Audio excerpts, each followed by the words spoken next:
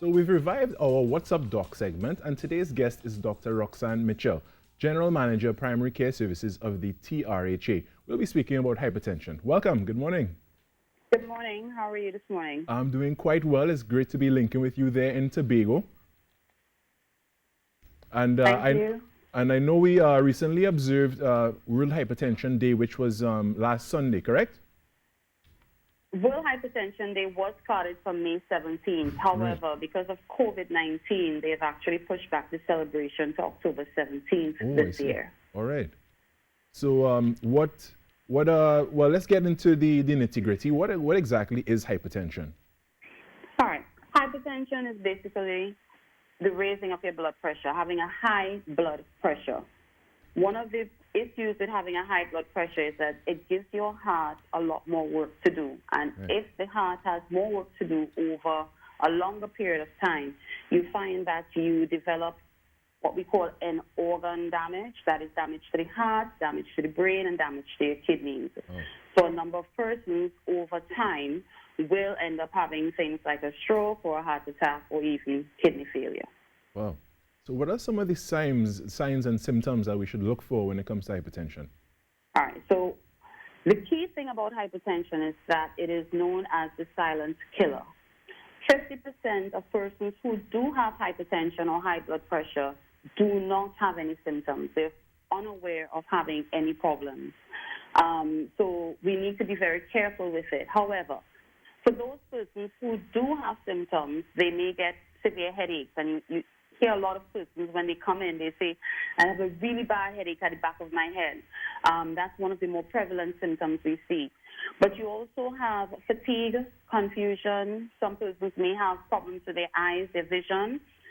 Persons may complain of chest pain, as well as difficulty breathing, especially on exertion, when you're exercising or walking, or even doing some simple activities. Persons may get short of breath fairly quickly, which is an indication that your blood pressure may be high.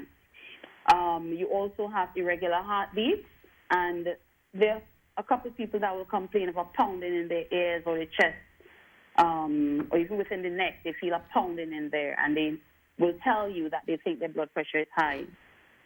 Wow. Last week we chatted about it just before World Hypertension Day, and well, what was supposed to be World Hypertension Day. Do you have any statistics for Tobago specifically? With regard to, I can tell you for the primary care aspect of it. Right, yes. But throughout the entire island, I mean, the numbers will vary depending on the hospital setting. But yes, we do have statistics for Tobago. Right now, when you look at it in terms of chronic disease in general, our numbers are indicating about 1 in 10 persons will have a chronic disease for which diabetes and hypertension will be a major part. Right. Hypertension would make up about, I'll tell you about 60% of those of that number. Wow. Yeah, that's a stark number. So let's try to get some good news then. How can this be treated?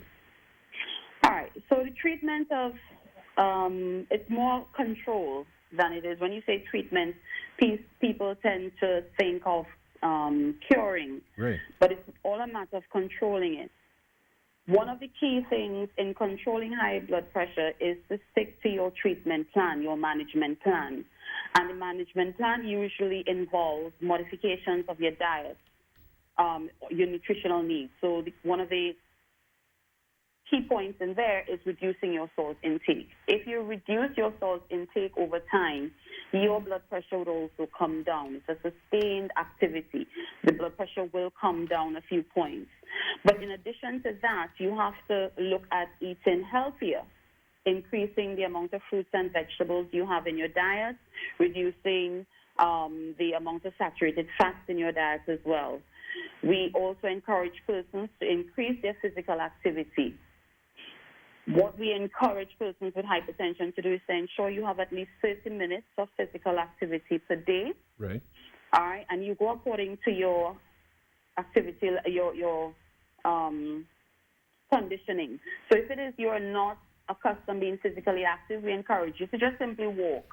And as time goes by, and this may take weeks or months, you increase it to, walking at a faster pace. And if you can, because of your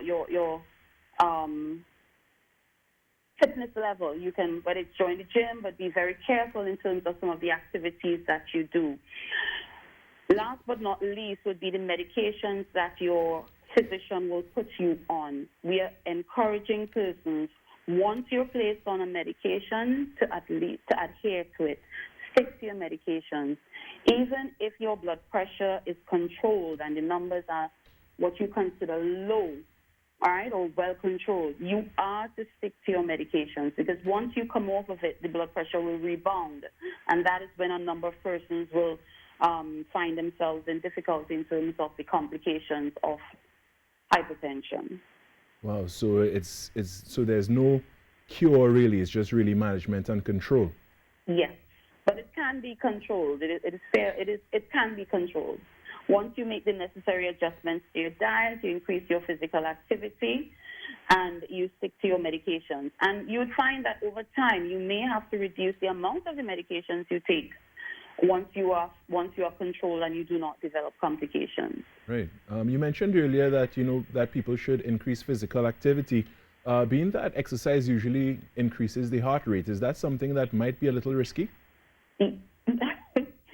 So I would have suggested, according to your fitness level, right, you do simple things. But yes, we do encourage persons to be active. Okay. Because keep in mind, if you are not active, you do have other complications that may develop.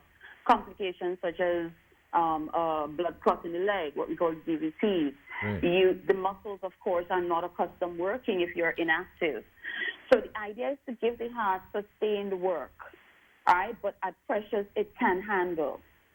So we encourage persons to be active, to keep moving, basically. And again, it's according to your fitness level.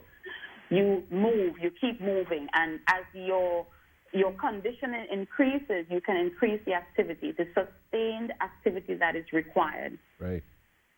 All right, fantastic. And finally, in light of the pandemic, are there any special recommendations for dealing with or managing hypertension?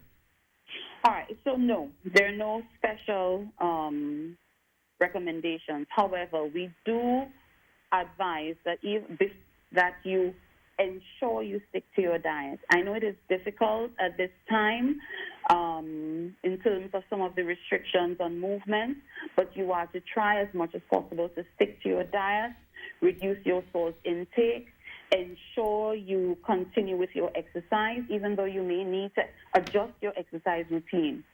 If you're accustomed going to the gym, you may not be able to do that, but you can use, whether it's your stairs, you can use little blocks, and you can do sustained activity during this particular time. It may be difficult in terms of going to clinics, getting to clinics for some persons. You can try calling your local health center, calling your physician, and just basically check in. Monitor your blood pressures as well. If you have a blood pressure machine, monitor your blood pressure. You can do it at least once a day, usually at the same time, all right, and make a log of your numbers so that when the restrictions are up and the clinics are back and running the way you're accustomed going to clinics, then you can check your numbers in, you can speak to your physician and see if any changes need to be made. Fantastic. And well, you mentioned that World Hypertension Day has been pushed down to October 17th to be exact. Yes. How does the TRHA commemorate that day? We tend to have health fairs and outreaches. You'd find that the health centers would have a number of programs within them where persons can come in, get their blood pressures checked. Although this is a normal activity, we tend to ramp it up right, in terms of trying to reach a wider cross-section of the population. Okay, fantastic. Well, we're looking forward to that. I want to thank you so much, Dr. Roxanne Mitchell, General Manager of Primary Care Services of the TRHA, for featuring on our What's Up Doc segment.